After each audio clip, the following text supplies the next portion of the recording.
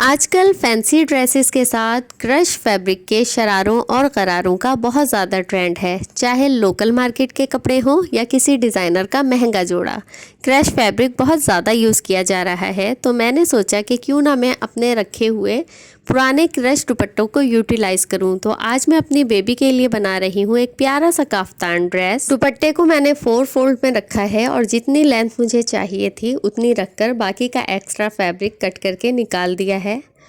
अब ऊपर से मैं यहाँ पर एक स्लैंटिंग लाइन कट करूँगी।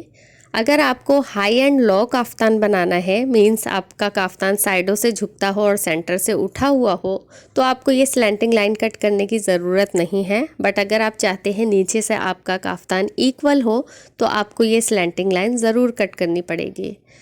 तो यहाँ पर 3 इंचज़ पे मार्क करने के बाद मैंने ये कट कर दिया है। अब सारे के सारे कॉर्नर्स इस तरह से पकड़ते हुए सेट करने के बाद मैं आयरन से ऊपर का कुछ हिस्सा क्रश का खोल दूंगी। यहाँ पर मैंने 7 इंचज़ के बराबर आयरन से प्रेस कर लिया है अच्छी तरह फैब्रिक को और इसका क्रश खोल दिया है। अब मैंने यहाँ पर अपनी बेटी के नाप की एक शर्ट ली है।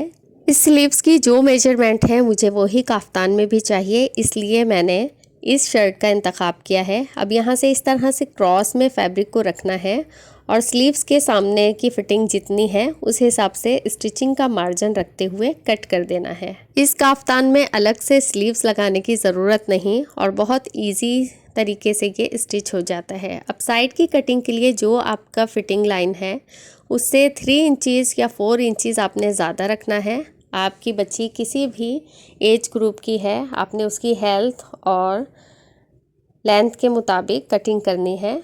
कोई भी नॉर्मल शर्ट रख के आप आसानी के साथ ये काफ्तान कट कर सकते हैं। वेस्ट लाइन के पास से आपने ए लाइन में कटिंग करनी है और नीचे ले जाकर फिर इसे ऐसे ही स्ट्रेट छोड़ देना है और यहाँ आपकी काफ्तान की कटिंग हो गई है कंप्लीट। अब यहाँ मैंने पिन्स लगाई हैं और आयरन की हेल्प से क्रीज बैठा ली है फैब्रिक के सेंटर में और 2 नेक मैंने एक ही साइज़ के कट कर लिए हैं, जिसकी विड्थ 2.5 इंचज़ है और लेंथ 2 इंचज़ है। दोनों नेक एक ही साइज़ के हैं। ये नेक छोटा कट किया है तो बैक साइड पे मैं स्लिट रखूँगी। यहाँ पर मैं नेक उस तरह से स्टिच कर लूँगी जिस तरह नॉर्मली करते हैं और फिर मैं आपको दिखाती हूँ। तो यहाँ देखें, इस तरह से सेंटर में पहले सिलाई लाजमी लगा लिया करें, उससे आपका गला आगे पीछे नहीं होता। अब ये एक्स्ट्रा फैब्रिक कट करने के बाद हल्के हल्के से कट्स लगाएंगे।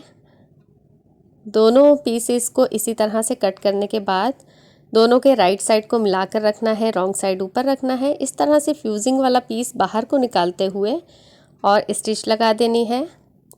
दूसरी साइड पे भी फ्यूजिंग वाला हिस्सा बाहर निकालना है और फिर स्टिच कर देना है।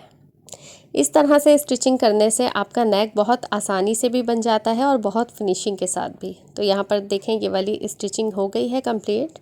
तो अब जब हम इसे पीछे की ओर पलटेंगे उल्टी साइड पर, तो ये देखें आधा काम हमारा हो चुका होगा। अलग से हमें बैक वाला नेक सेट करने की ज़रूरत नहीं रहती। ये देखें फिनिशिंग के साथ हमारे कॉर्नर्स जो है स्टिच हो गए हैं। अब आपने तुरपाई करनी है या सिलाई करनी है आप कर सकते हैं। आयरन करने के बाद एक स्टिचिंग कर लें। अब इसे सीधा करने के बाद इस पर लेस लगाऊंगी मैं।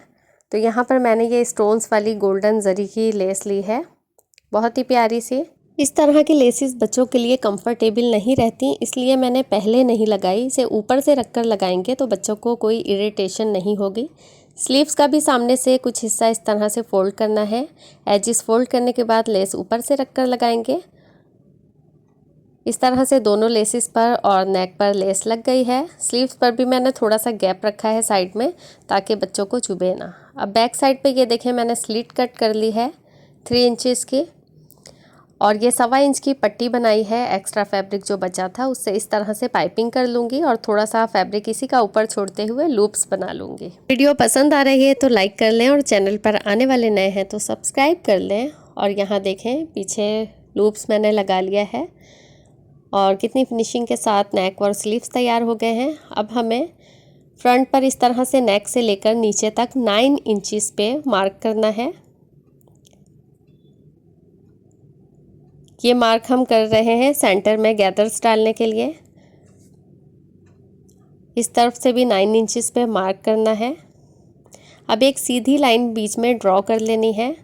दोनों साइड से, लेफ़्ट और राइट दोनों साइड से 4 फिंगर्स के बराबर या फिर 4 इंचेस के बराबर आपने फैब्रिक छोड़ देना है। ये क्रश फैब्रिक है, अगर मैं 2 इंचेस भी छोड़ूंगी तो इनफ होगा। इस तरह से एक स्ट्रेट लाइन कर लेनी है आपने मार्क, और फिर इसे इस तरह से गैदर्स बना लेनी है। गैदर्स या तो आप इस तरह से सेट करके पिंस लगा लें या फिर मशीन से बड़े टांके की सिलाई लगा के एक धागा खींचेंगे तो इस तरह से आसानी के साथ गैदर्स बन जाएंगी। और उसके बाद ये मैंने 4 इंचेस की लेस कट करके रखी हुई है, इसे इस तरह से मैं सेट करके गैदर्स के ऊपर लगा दूंगी, फ्रंट पे भी और बैक पे भी। तो यहाँ पर देखें मैंने फ्रंट पे और बैक पे दोनों पे गैदर्स भी डाल ली हैं और ऊपर से लेस भी अटैच कर ली है। और जस्ट अब साइड की स्टिचिंग होगी और काफ्तान रेडी हो जाएगा। ये देखें अभी ही कितना ब्यूटीफुल लग रहा है। अब जस्ट इसे इस तरह से सेट करते हुए साइड से स्टिचिंग कर लेनी है। नीचे मैं 5 इंचेस का स्लिट रखूँगी। आप चाहें तो स्लिट ना रखें, बट स्लिट रखने से थोड़ा सा एलिगेंट लुक भी आती है और चलने फिरने में भी बच्चों को इजी रहता है। तो अब मैं कंप्लीट करके आपको दिखाती हूँ, दामन की स्टिचिंग भी कर लूँगी।